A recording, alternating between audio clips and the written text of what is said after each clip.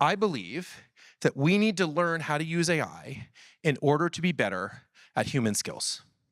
I think human skills, uniquely human skills, things that make us awesome humans, have deteriorated over time. And I actually think AI is a really powerful way to help us be better at being human. That's my why. All the whys are good, but having that solid, compelling why is critical. So we're going to dive into mine for a minute here. And in order to do this, I want to share a bit of an analogy in case it's helpful, because when we talk about this, we talk about learning to use AI to help us be better humans. The first part of that is we got to know what it means to be a human, right? For hundreds of thousands of years and however long, we've never had to justify. We've had a monopoly on higher order thinking.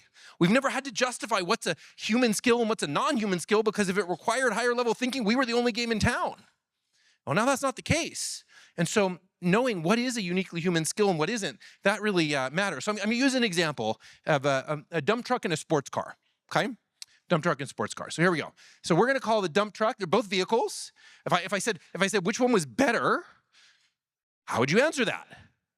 It depends, right? Depends on what you want to do. If I want to drive comfortably from here back to my home, I'm probably going to choose the sports car.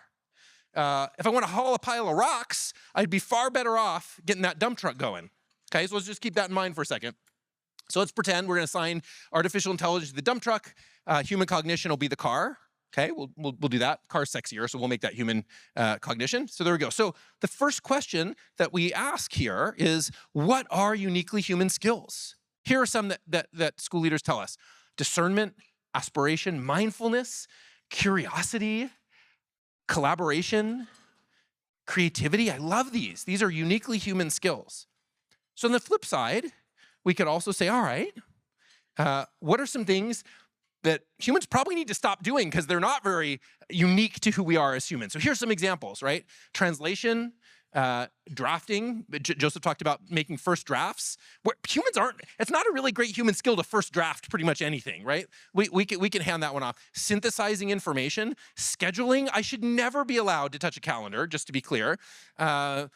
Manipulating data, media creation, right? These are all things that AI does far better than us humans. And so one of the key pieces that we need to do in our schools is start having this important conversation about when it would be irresponsible to hand an important, uniquely human task off to AI, and when it would be irresponsible not to.